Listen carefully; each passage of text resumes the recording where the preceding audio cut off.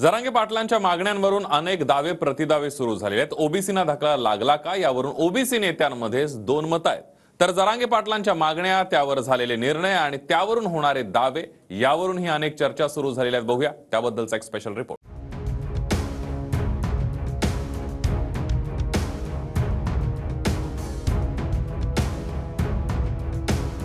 नक्कीच आमच्या आरक्षणाला कुठेही धक्का लागलेला नाही, त्याच्यामुळे आम्ही कुठेही करणार। देवेंद्र फडणवीस पण गप आहे। एकीकडे म्हणतात की डीएनए, भाजपचा डीएनए जो आहे तोच ओबीसी आहे। मग हा डीएनए त्यांना शांत कसं बसू देऊ शकतोय? त्याच्यामध्ये येण्याचा आनंद तुम्हाला मिळतोय, तुम्ही जिंकलात असं तुम्हाला वाटतंय?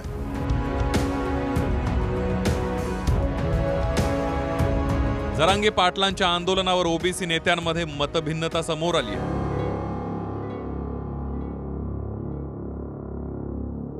तायवाडे म्हणतायत की सरकारने दिलेला शब्द पाळत ओबीसीना धक्का लावला नाही। प्रकाश येणगेंचा मात्र दावा आहे की सरकारने आम्हाला फसवलं। नक्कीच आमच्या आरक्षणाला कुठेही धक्का लागलेला नाही, त्याच्यामुळे आम्ही कुठेही करणार नाही। आम्हाला काही धोकाच नाही तर आम्ही आता कशाला कूच करणार? त्यांची कूच थांबली तर आम्हाला आमची कूच थांबवावीच लागेल। मंत्रिमंडळातील सर्व सदस्य यांनी आम्हाला लेखी आश्वासन दिले होते, त्या लेखी आश्वासनाला आज तागायत आतापर्यंत कुठलाही धक्का लागलेला नाही आणि त्याच्यामुळे आम्ही समाधानी राहणारच। भाजपचे नेते कोण आहेत? देवेंद्र फडणवीस साहेब आहेत, बावनकुळे साहेब आहेत। बावनकुळे पण गप्प आहेत, देवेंद्र फडणवीस पण गप्प आहेत। एकीकडे म्हणतात की डीएनए, भाजपचा डीएनए जो आहे तोच ओबीसी आहे। मग हा डीएनए त्यांना शांत कसं बसू देऊ शकतोय? म्हणून त्यांची भूमिका ताबडतोब आमच्या समोर येणं आवश्यक आहे। स्वतः मंत्री छगन भुजबळ यांनी म्हटलंय की झुंडशाहीने कायदे होत नाहीत, पण खुद्द फडणवीस ओबीसीना धक्का लागल्याच्या दाव्यात तथ्य नसल्याचं सांगतायत। तूर्त असं वाटतंय की मराठा समाजाचा विजय झाला असं वाटतंय, परंतु मला काही तसं काही पूर्णपणे काही वाटत नाही। एक तर अशा रीतीचे झुंडशाहीने अशा प्रकारचे नियम कायदे हे बदलता येत नाहीत।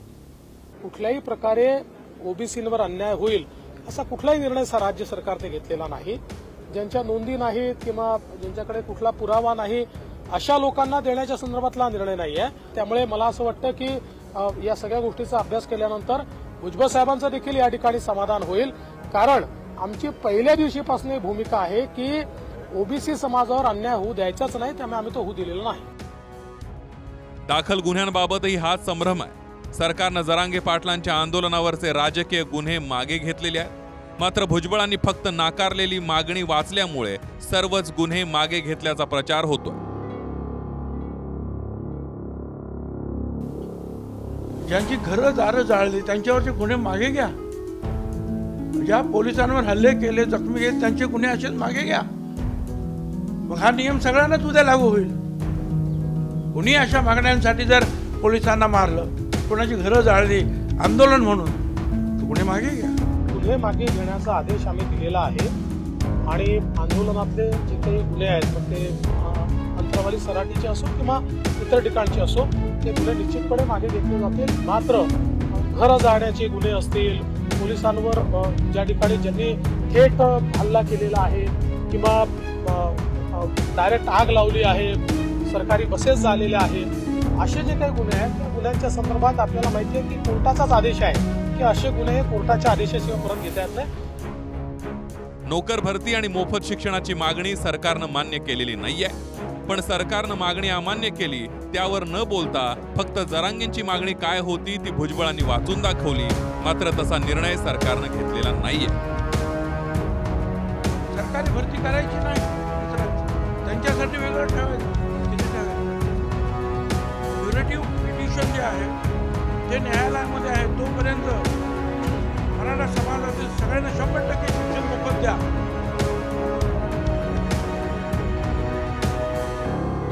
सर्व ओबीसी, दलित, आदिवासी, ओपन या सगळ्यांनाच द्या ना।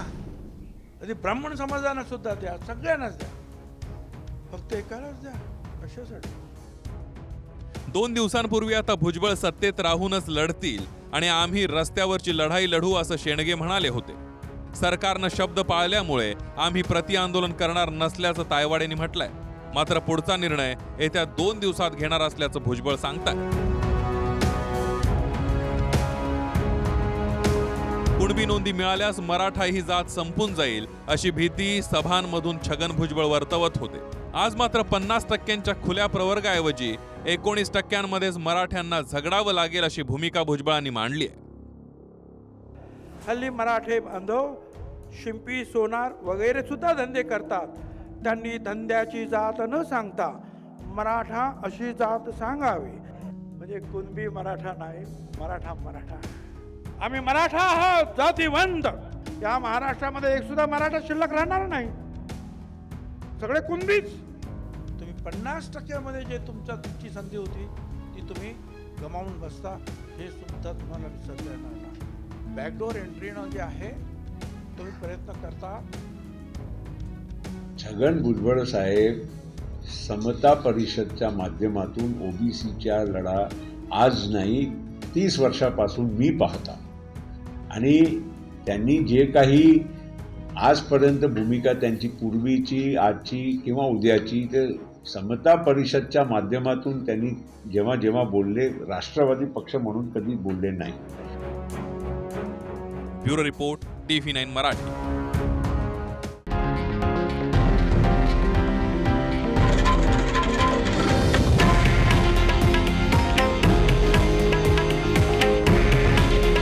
हे आहे देशातील नंबर 1 न्यूज नेटवर्क आणि आपण पाहत आहात TV9 मराठी. काळजी तुमची, हित महाराष्ट्राचं.